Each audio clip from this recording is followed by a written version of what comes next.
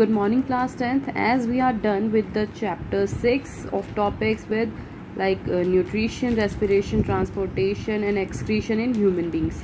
Today we are going to start with artificial kidney and excretion in plants. So artificial kidney, hemodialysis, the process of purifying blood by an artificial kidney.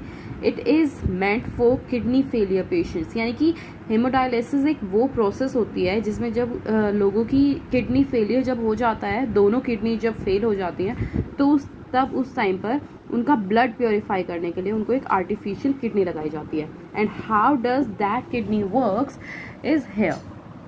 Working of artificial kidney. Artificial kidney contains a number of tubes with a semi-permeable lining suspended in a tank filled with dialysis fluid. See, in your book, this is that tank which is filled with tubes. This contain dialysis solution.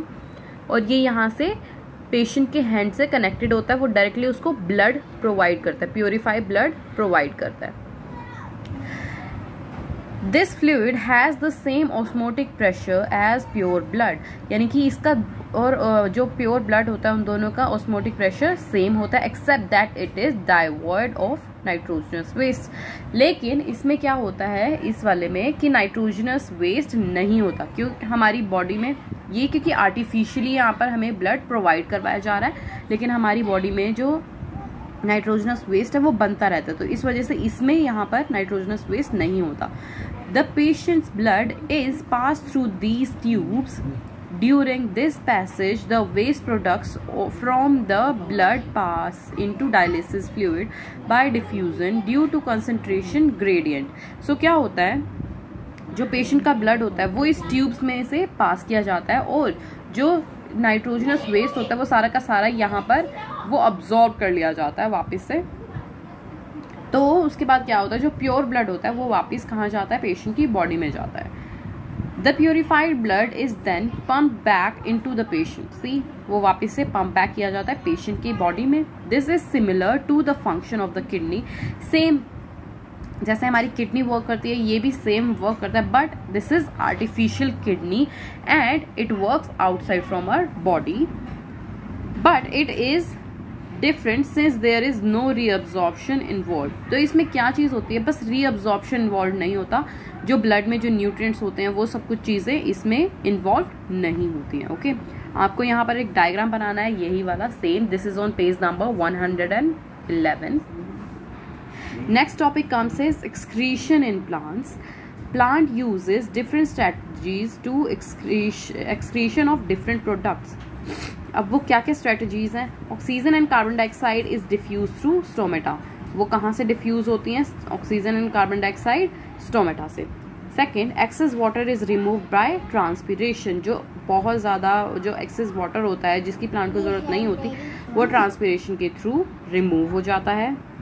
And transpiration is the process through which a plant loses their water.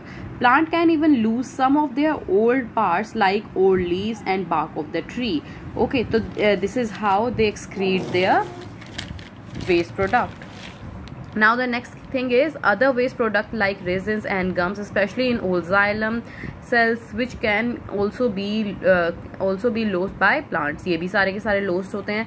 Plant also secrete some waste substances in the soil around them. Okay. Next topic comes is formation of urine in humans. कि अब urine जो हम humans हैं उनमें कैसे बनता है. Urine formation involves 3 step.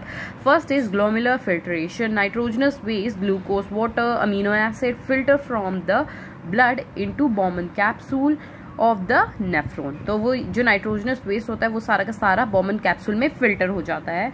Then second is tubular reabsorption. जो यूजफुल सब्सटेंसेज हैं वो वापस से ब्लड में क्या होते हैं, रीअब्जॉर्ब होते हैं. The third one is secretion. जो यूरिया होता है, एक्स्ट्रा वाटर होता है और सॉल्ट जो होता है वो सारा का सारा सिक्रीट होता है कहाँ पर, tubule which open up into the collecting duct and then into the ureter. और डायरेक्टली वो कहाँ पर पहुँच जाता है, यूरेटर में, और फिर हमारे एनस के थ्रू वो बाहर निकल जाता है हमारी बॉडी से.